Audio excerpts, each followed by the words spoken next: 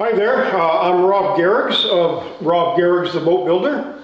I'm glad to have Tim here filming us today. I think we're in for a bit of a treat.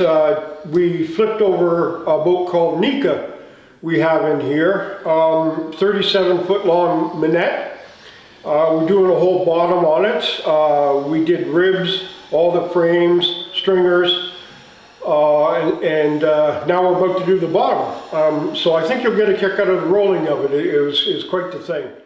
So today, as you will see, we rotated or rolled over Nika, and that was quite a challenge, being such a long boat, 37 foot. By the way, it's a 1924 minette as well. And it presented a challenge, being so long. We had a little issue with some of our belts slipping on us, but we corrected that.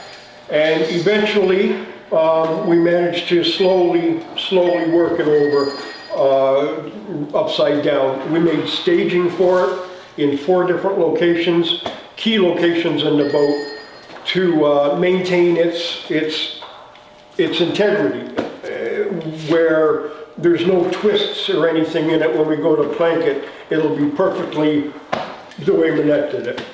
So how do you use the belt then when you're rotating it? Well, using the belts is quite the operation. I don't know if I can explain it correctly, but you kind of start with one end of the belt high and one end of the belt low, and all your belts are set up that way. So the person with the high end kind of lowers it down as the lower end comes up. And in doing that, you're starting to rotate the boat. And sometimes we run out of belt, so we have to stop the boat and slide the belt back to where it's the beginning again and continue. And we had to do that a few times with Nika in order to get it actually rolled. So we call it sliding the belt again. So we slid the belt back and did it a couple of times to get her over. Usually they go over quite easy, but it's so large it was a little bit of a challenge. Are the big units that we use that hold the chain blocks, which hold the belts. And we use 3 of them for this boat because it's so long. Usually you can flip the boat with 2, sometimes even a smaller boat you can roll it with one gantry, 1 belt. So you're kind of cantilevering the ends with the middle so that you could slide the belt when you needed to. Yeah. In Nika's case, being so long, we kind of utilized the 3rd belt, which is the middle belt, as a cantilever in a way. While we rotated the front belt when we needed to rotate, we would use the middle belt to support the boat, and same with the back belt. So the middle belt acted as opposed to usually resting it on the ground with cushions and stuff we do with other boats, but it's well protected. We didn't want to do that with Nika because it's a beautiful minette. So we decided to keep it up in the air, and we utilized the middle belt to support it in the air while we rotated the other 2 belts. And just kept rolling it that way.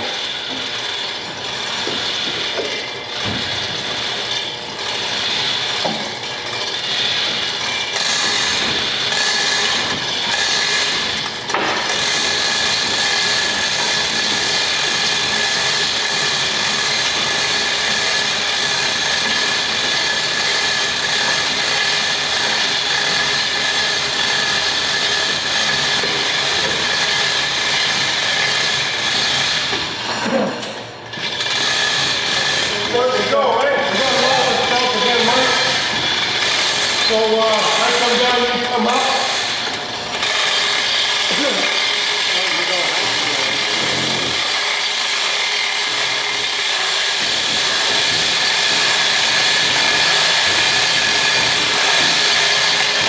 Come up, Marina.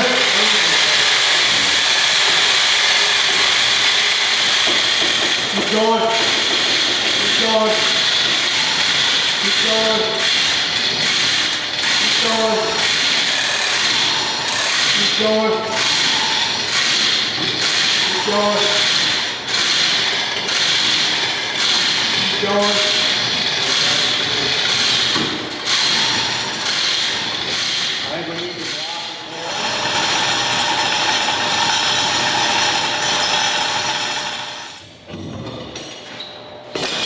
Okay, Mike, let's roll it.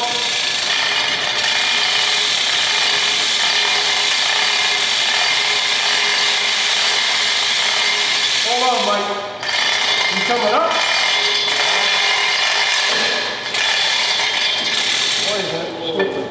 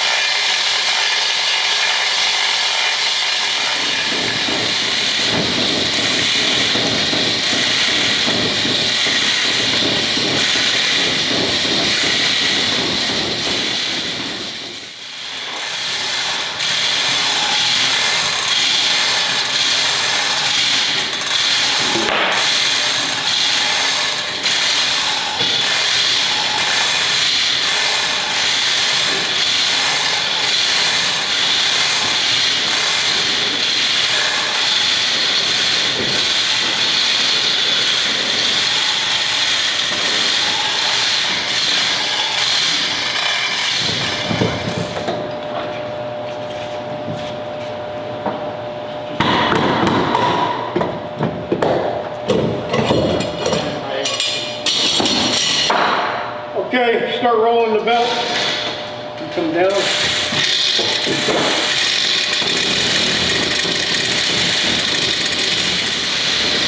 what? Hold on, Mike needs a pad. I think we gotta change the back belt too. Yeah, that's what I thought too. Because it's not like that. Yeah. That's good. Snug it up. Hold it. Okay, you start coming down a bit, Mike. Me? Yep. Move.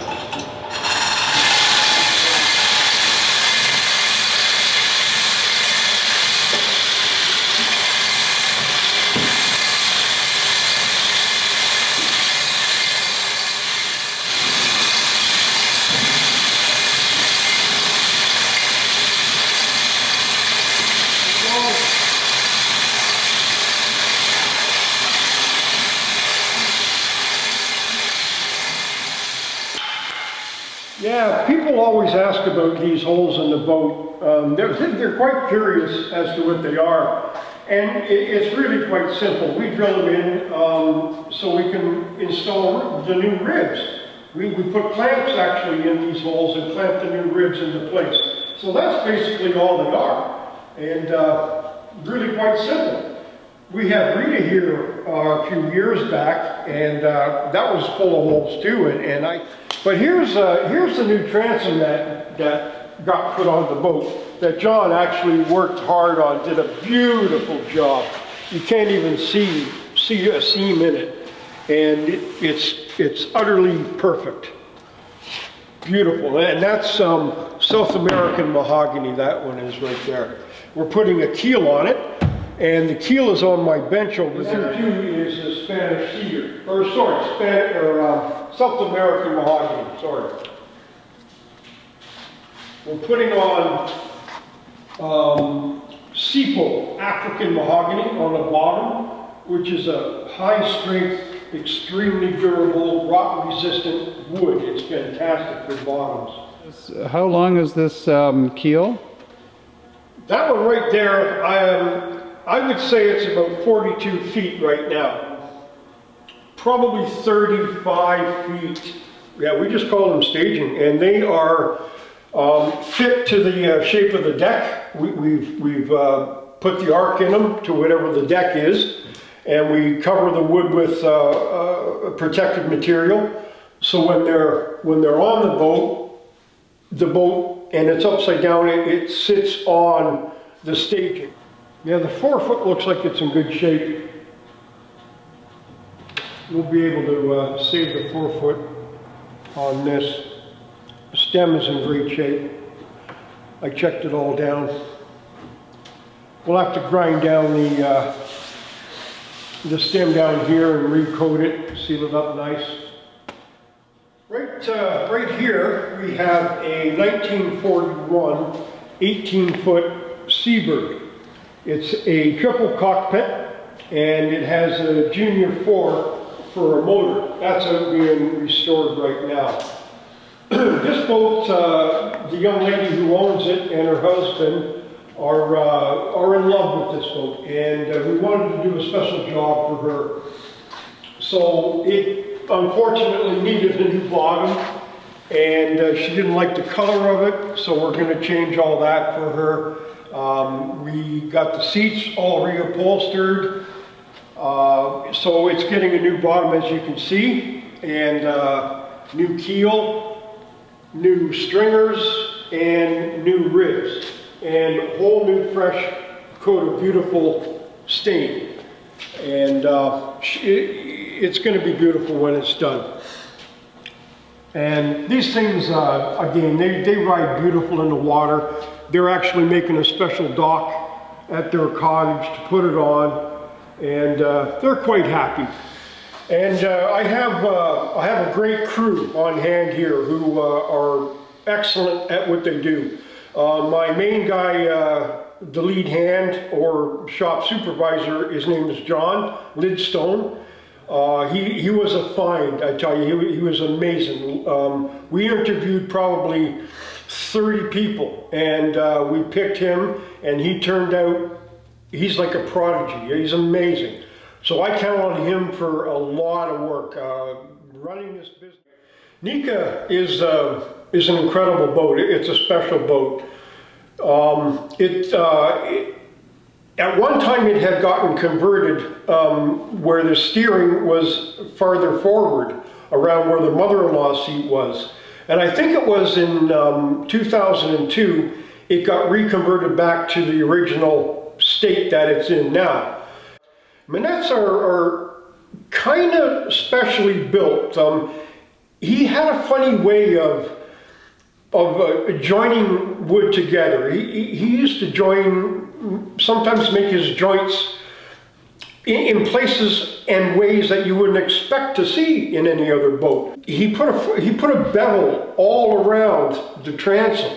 So it's not just putting a plank on, you have to put a bevel on that, and it has to fit inside the planking, which in turn has a bevel on it.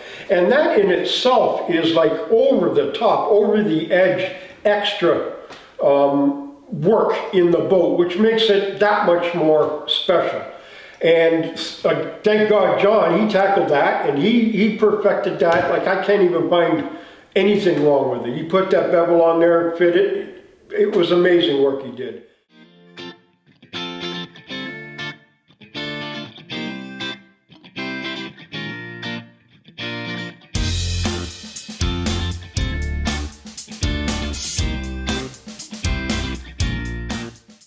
Hi, I'm Gary from Clark Wooden Boats here in Gravenhurst, and got a bunch of projects on the go this winter and busy as usual, which is great. And I guess the first boat here is a boat that was it's a replica of a Hacker race boat. It'd probably be a replica of a boat called Rainbow 3, and another one that was called El Lagardo, and another one that was called Miss Mary, which are all the same boat. So it's a Hacker designed boat. Built, I believe, in 2015. It was built in Turkey, and it's a boat that we're finishing off and outfitting with the engine, rudder, and steering, and exhaust, and a lot more finish on it. It's a brand new 540 cubic inch engine that was built in Tennessee by a gentleman named Bob Mishko, and it puts out 515 horse and 616 foot-pounds of torque, and probably push the boat upwards of 70 miles an hour.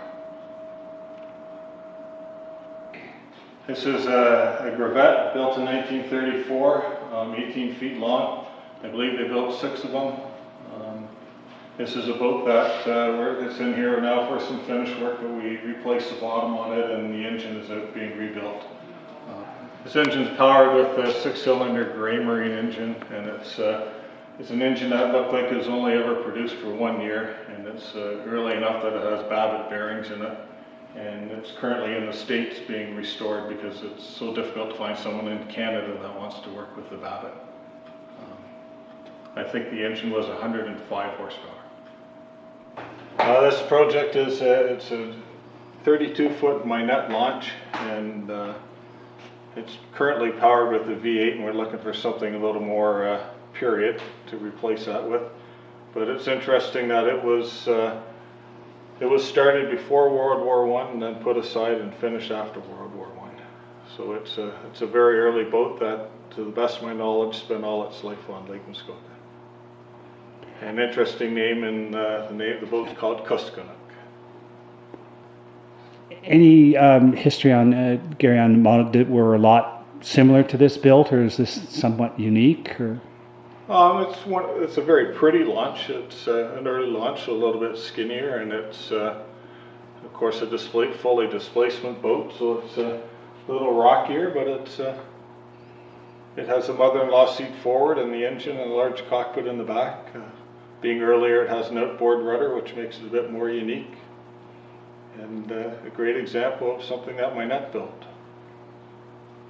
Where if you try to pull it in through the old hole, you have a good chance you might suck the screw through the hole, or you wear the hole out, or also the fact that the boat will be riveted, so we're able to use like a number 6 screw to hold the rib in place and not end up with too large of a hole for the ribbon. Okay. This is another launch, and this boat is 32 feet long, and it was built by Minette Shields. And the first boat earlier launch we talked about was built by Minette, and Bryson Shields joined Minette in 1925, and it became Minette Shields. This is a boat we've done a bunch of stem work and gripe work and keel work and ribs back to the bulkhead and a bunch of planking forward. And we've also had to replace the aluminum cutwater at the front. This is the third boat within the year that we've had to deal with the cutwater that's been rotten and split through the ages. We've tried in the past having them repaired, and it hasn't been successful. Unfortunately, we end up having to replace the whole piece. Starting in the process, you have to have a pattern made to produce a new stem, and then when the boat was built, luckily they were able to fit each individual plank to that stem, and in this situation we're trying to fit the metal to all those planks, so it's a quite involved process of someone in and out, in and out, in and out for numerous times before you get that piece fit back to the boat. The age of these boats put them in a bit of different construction design, where this boat I don't know if we want to film at the back of this one, or I got it.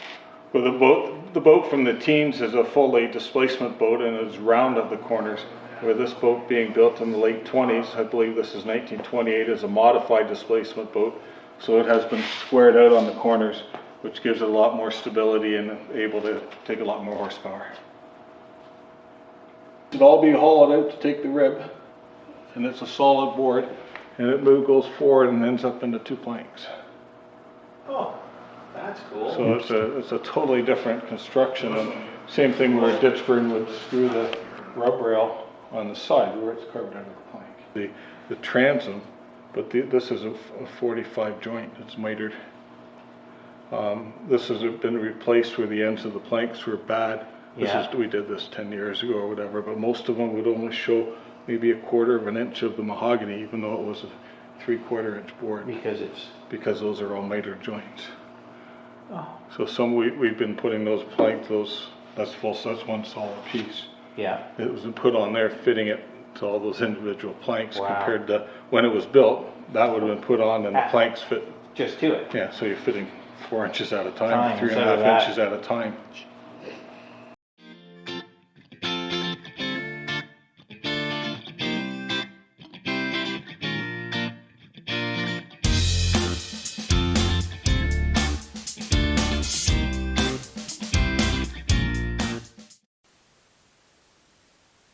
Oh, hi, I'm Mike Windsor. Welcome to Windsor Boatworks.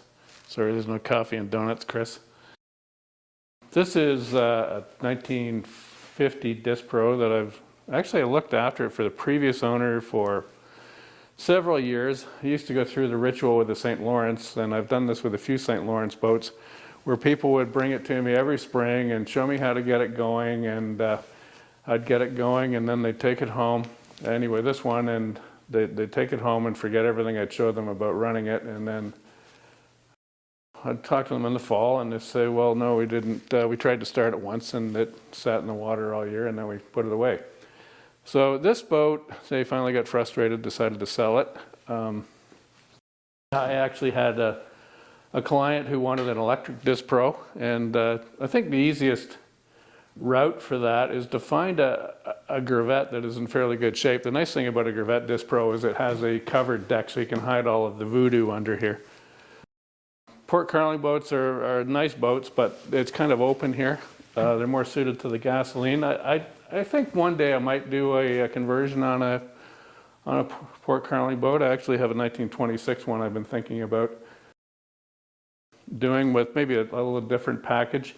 This package here is from Electric Yacht Company. It's the second one I've done. I've actually done a few electric conversions. One was an Alco and a 18-foot launch. One day it would be nice, I think, to I've thought about doing a long deck launch, like my long deck launch Bimby. I thought if I had the money, I might do that.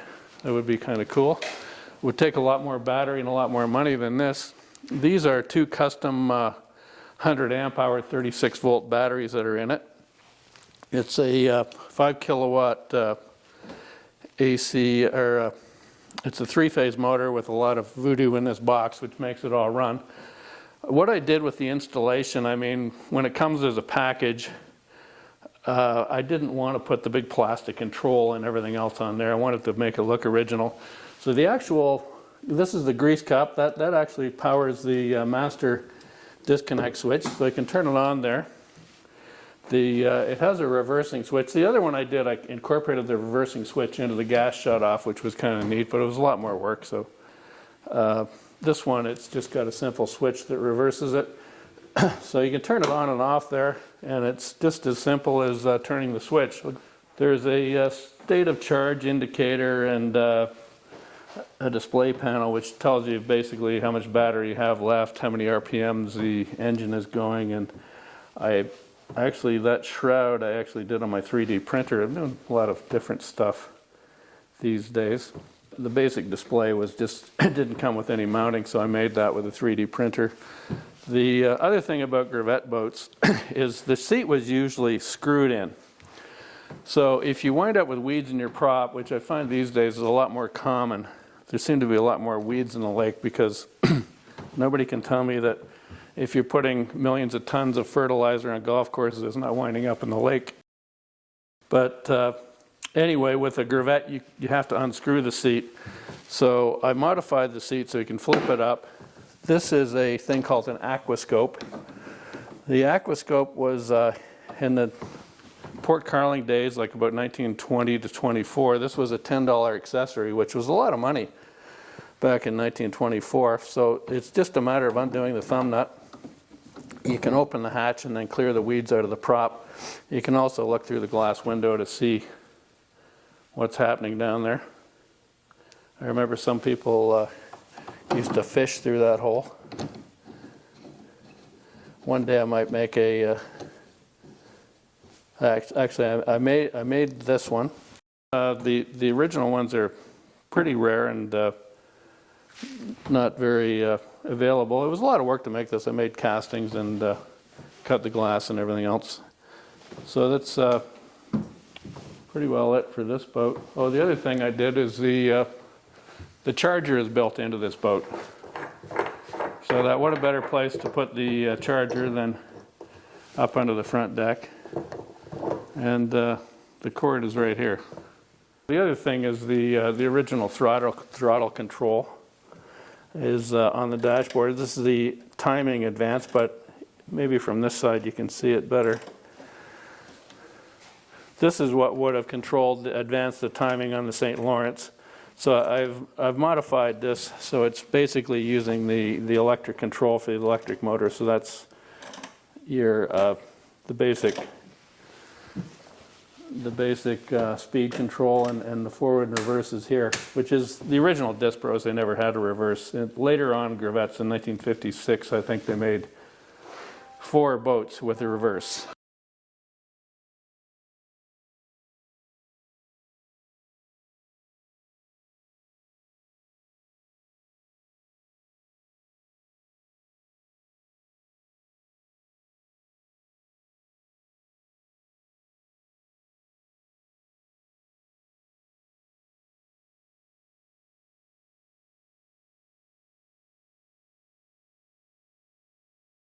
Okay, this is a 1923 John Bull Port Carling Disc Pro. The John Bull was actually a pretty fat boat. It was about a foot wider than the other ones. This boat's actually been in the family since the 20s, and it's kind of been in and out of the family. Actually got sold off at one point, and then the owner was telling me it reappeared. So it's got a lot of sentimental value to him. So one of the things I've done to this is I've changed the keel and a bunch of planking. The planking on the Port Carling boats, it's pretty hard to find now. So the cypress I'm using this is actually recovered from the bottom of the rivers in Florida.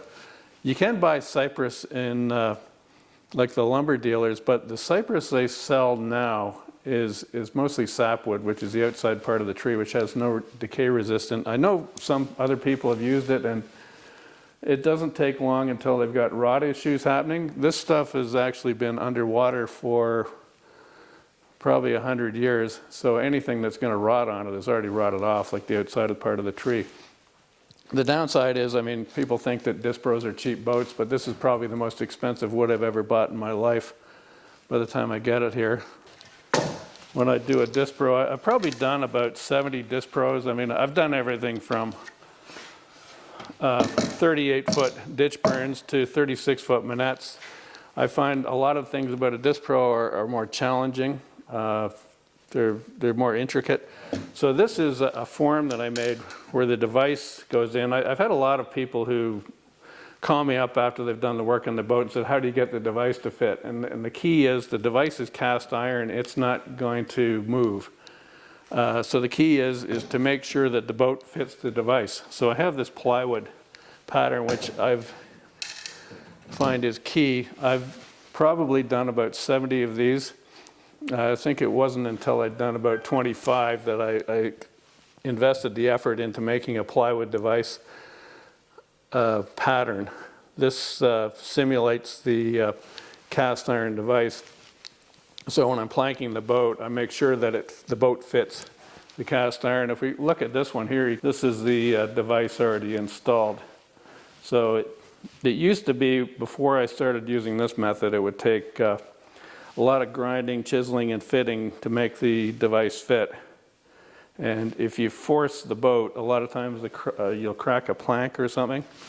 So this one, the owner is going to take it from here. I've done a bunch of bottom planks. We re-ribbed it, new stem and stern posts. The most common repair I do in a disc pro is the center line of the boat, because this is where originally, where the device goes, there were iron bolts that went through the bottom. And that's where all of the problems seem to happen. And this boat here is a Waterford model, which was a 16-foot boat. The most popular model was the Uncle Sam, which was 18 feet. It's kind of neat. I'd noticed this the other day. This is the bushing where the pole starter went through. And I guess, a lot of times people would be pulling up with the steel cable. And I guess if the engine doesn't start, mine usually starts on the first or second pull. But if something's amiss, this bushing actually, the owner has turned it, but this bushing, the cable actually machined this bushing through, and then I guess when the bushing got machined through, they just kept going until they sawed through the dashboard. I kind of look at that and think of the amount of frustration that was probably told that slot tells. The number of tantrums people probably had on this boat. And then once you get them running, they're great.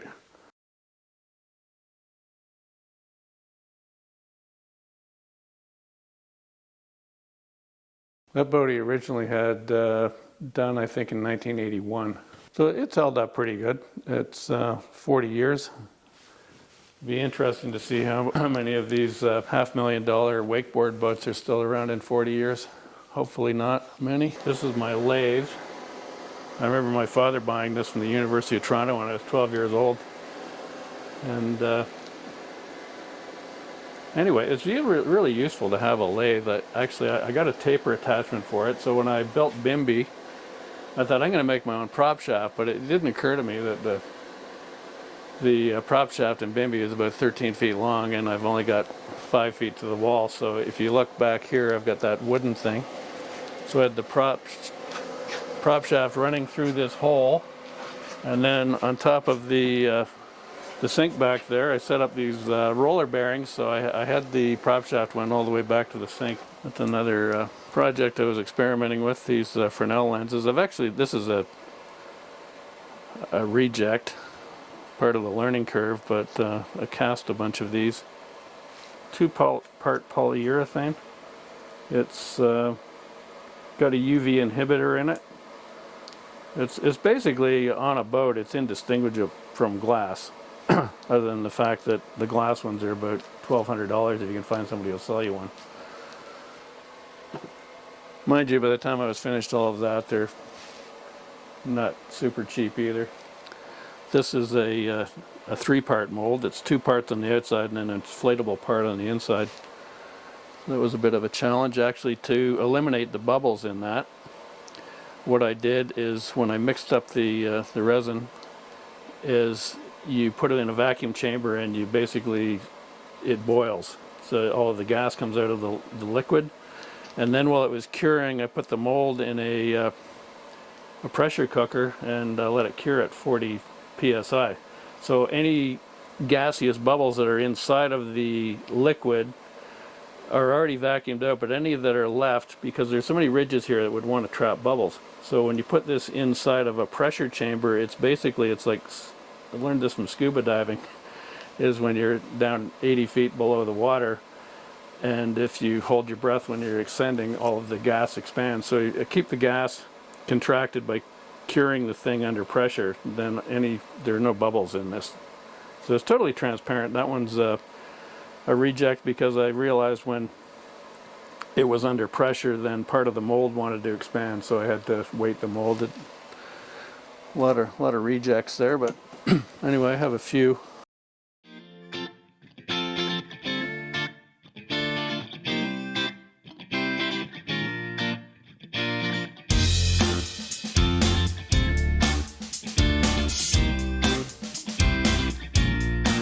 So, welcome to Osler Boat Shop in Port Carlin. So here we've got a mid-20s ditch burn 24-foot launch that came into the shop in the fall for a complete refinish and some mechanical engine work. And we're at the point now where we're getting ready to wet rub and put our final coats of varnish on. The decking and the flooring out of the ditch burn. You can see in this photo the engine's covered.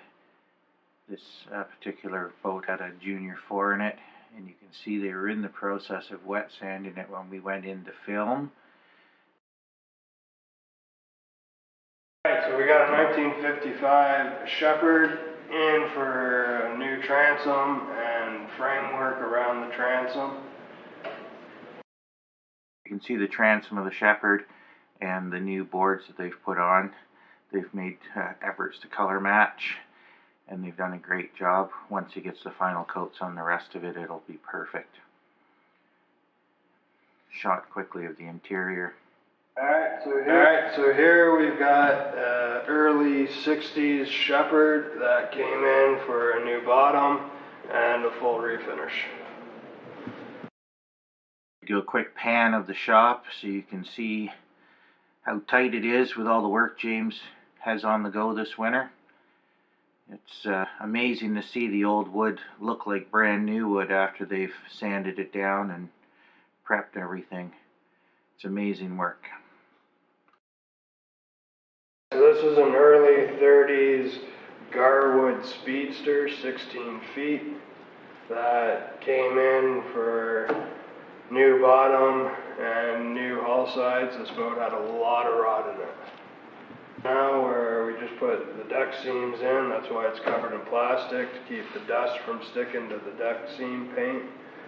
And we're just at the point where we gotta get about 4 more coats of varnish on it, and she should be seeing the water. So this has a 4.3 V6 in it. Most of this model has been repowered to get a bit more speed out of it than what it originally would have just had a straight 6 in it. I had asked James about American to Canadian boats with the lines in the decking. This particular Garwood, even though it was US, had yellow lines in it when it came. The customer wanted to retain that, so we put the yellow lines in.